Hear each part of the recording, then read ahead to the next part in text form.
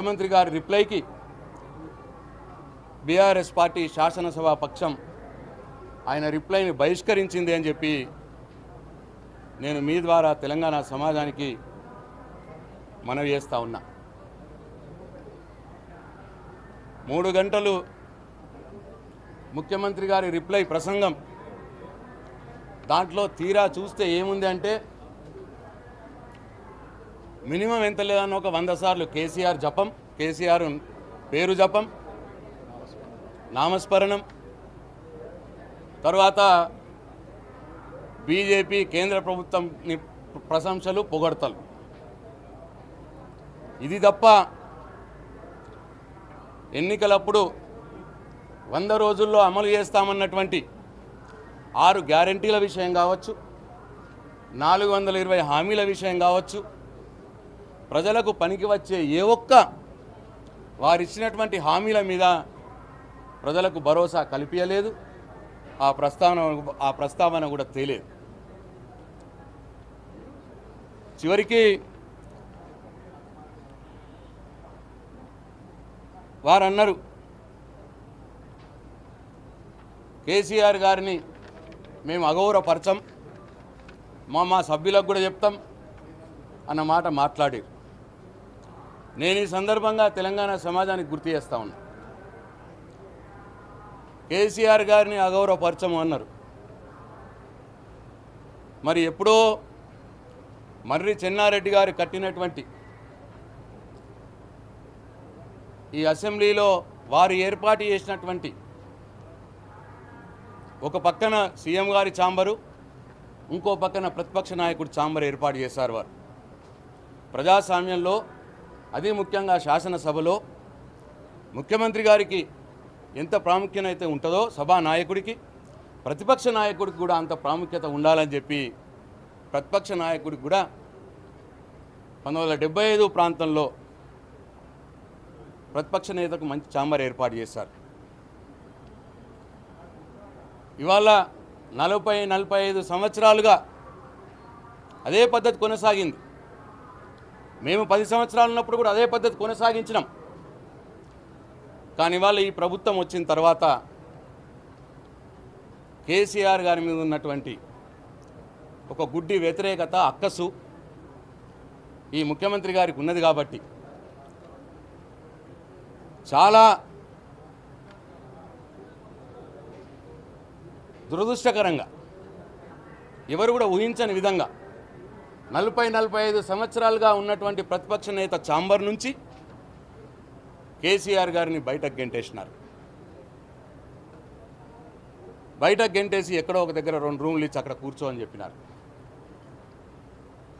ప్రతిపక్ష నేత ఛాంబర్ని కేసీఆర్ గారి దగ్గర నుంచి లాక్కున్నది ప్రభుత్వం. లాక్కొని ఒక ప్రతిపక్ష నాయకుని అవమానం చేసింది. ఇప్పుడేమో కేసీఆర్ గారిని మేము అవమానం చెయ్యము అన్న మాట మాట్లాడుతున్నారు.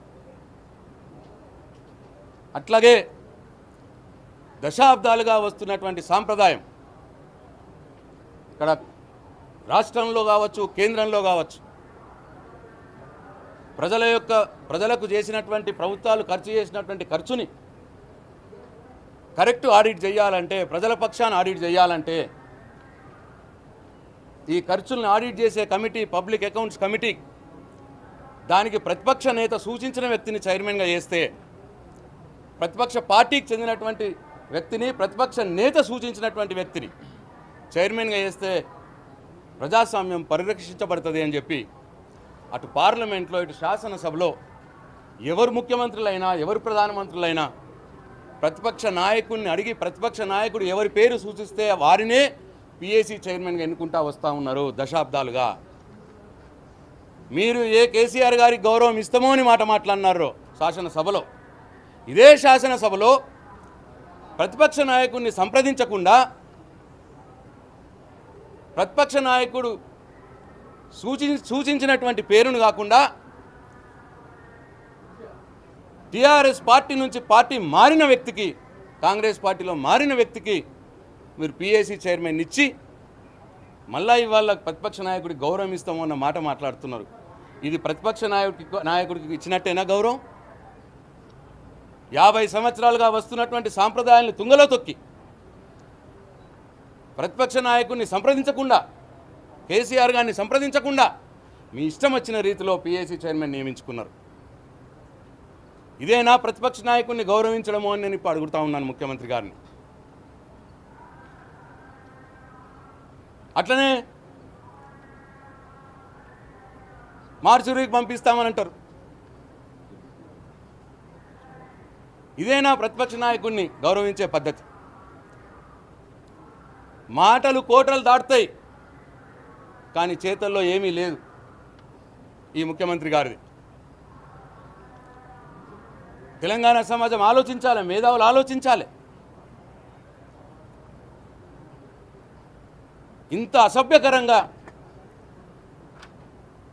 ఇంత జగుస్పాకరంగా ఏ ముఖ్యమంత్రి కూడా మాట్లాడాడు. ఇవాళ ఈ ముఖ్యమంత్రి గారు ఆ పని చేస్తూ ఉన్నారు. అబద్ధాలు ఆడారట ముఖ్యమంత్రి గారు. ఇవాళ అసెంబ్లీలో చెప్పినారు. అబద్ధాలకు చిరునామనే ముఖ్యమంత్రి గారు. దేశంలో, రాష్ట్రంలో ఉన్నటువంటి అందరి దేవుళ్ళ మీద ఒట్టు పెట్టినాడు. 26 జనవరికి నేను రైతు భరోసా ఇస్తాను ఇచ్చిండా? 26 జనవరికి అబద్ధం ఆడినట్ట కాదా? తర్వాత దసరా అన్నాడు, తర్వాత సంక్రాంతి అన్నాడు. అయినాయా? 100 రోజుల్లోనే అమలు చేస్తా అన్నాడు. ఇది 450 రోజులు అయినాయా? 100 రోజుల్లో అమలు చేస్తానన్నాయి. అయిందా? 15,000 రైతు భరోసా అయిందా? 2 లక్షల రుణమాఫీ మొత్తం అందరికీ ఇచ్చినారా? 2,500 ప్రతి మహిళకి అన్నారు, ఇచ్చినారా? చేసినారా? పెంచినారా? 2,000 పెన్షన్ 4,000 పెంచుతామన్నారు, పెంచినారా? తులం బంగారం ఇస్తామన్నారు, ఇచ్చినారా? 5 లక్షల విద్యార్థులకు భరోసా కార్డు అన్నారు, చేసినారా? చదువుకునే ఆడపిల్లలు స్కూటీలు ఇస్తామన్నారు, ఇచ్చినారా? ప్రతి పంటకు బోనస్ అన్నారు, చేసినారా? వరి ధాన్యానికి మొత్తం 500 బోనస్ అన్నారు, మాట మార్చి మళ్ళా ఇప్పుడు దొడ్డువడ్లకు బంద్ చేసి సన్నవడ్లకు అన్నారు.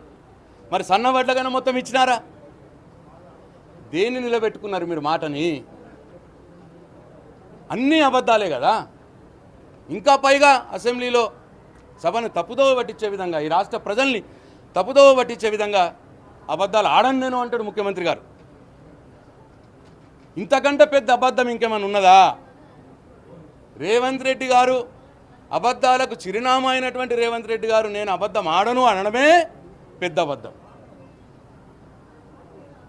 ఇట్లా చాలా విషయాలు ఉన్నాయి. అద్భుతాలు సాధించిందట ఈ 15 నెలల్లో. అద్భుతాలు చెప్పిన మాట ఒక్కటి కూడా నెరవేర్చలేదు, కానీ అద్భుతాలు సాధించినాడట. ఏవి? జిఎస్డిపి దేశంలో అత్యధిక గ్రోత్ రోడ్ తెలంగాణ ఆయననే సాధించిన అద్భుతం ఈ 15 నెలల్లోనే. పర్ క్యాపిటల్ ఇన్కమ్ ఈ దేశంలో నంబర్ 1గా ఉన్నది తెలంగాణ అంటే ఆయనే సాధించినట్టు అద్భుతం. ఇట్లా అనేక విషయాలు 10 సంవత్సరాలు కేసీఆర్ గారు చేసినటువంటి సాధించినటువంటి విజయాల్ని ఈ ఒక 15 నెలలనే ఆయన చేసిందంట, చేసినా అని చెప్పుకుంటా ఉన్నాడు.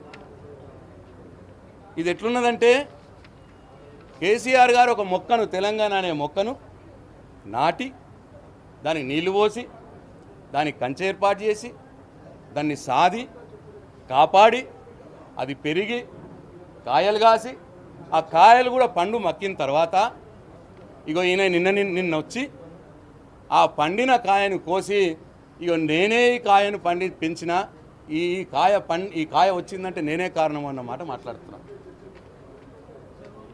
అయితే దాన్ని 16 నెలల్లో ఈయన అద్భుతాలు. ఇట్లా ఏది కూడా ఇవాళ ఆయన స్పీచ్లో, ఆయన రిప్లైలో అన్నీ అబద్ధాలే, మాట్లాడినన్ని అబద్ధాలే. చివరికి